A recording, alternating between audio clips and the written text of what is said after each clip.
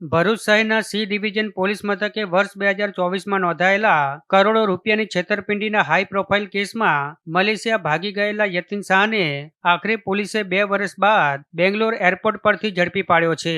ભરૂચના જાડેશ્વર રોડ પર રહેતા દીપનભાઈ દલાલે ફરિયાદ નોંધાવી હતી કે તેમની દીકરીને યુકે ભણવા મોકલવા માટે આરોપી યતીન શાહે સંપર્ક કર્યો હતો. વિશ્વાસ જીત્યા બાદ વિઝા પ્રોસેસના બહાને દીપનભાઈની પત્નીના ખાતામાંથી રૂપિયા 21.95 લાખ પોતાના પુત્રના ખાતામાં ટ્રાન્સફર કરાવી લીધા હતા. પણ જ્યારે વિઝા ન મળ્યા અને પૈસા પરત માંગ્યા ત્યારે આરોપીએ છેતરપિંડી આચરવા માટે બેંકમાં રૂપિયા 22 લાખની ફિક્સ ડિપોઝિટ કર્યાનો ખોટો પત્ર વોટ્સએપ કર્યો હતો. તે સાથે આઈસીઆઈસીઆઈ બેંકમાંથી રૂપિયા 24 લાખની એજ્યુકેશન લોન મંજૂર થયાનો નકલી સહી સિક્કાવાળો લેટર આપ્યો હતો.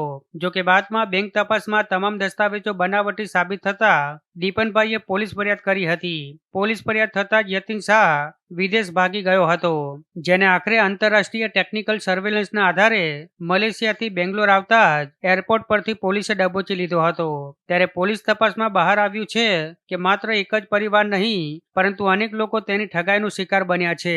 આરોપીએ મુદ્રા લોન, સબસિડી યોજના, મ્યુચ્યુઅલ ફંડ અને ફ્લેટ ઇન્વેસ્ટમેન્ટના બહાને કરોડો રૂપિયા પડાવ્યા હોવાનું પણ બહાર આવ્યું છે. ત્યારે હાલ સી ડિવિઝન પોલીસે તેની ધરપકડ કરી વધુ તપાસ હાથ ધરી છે.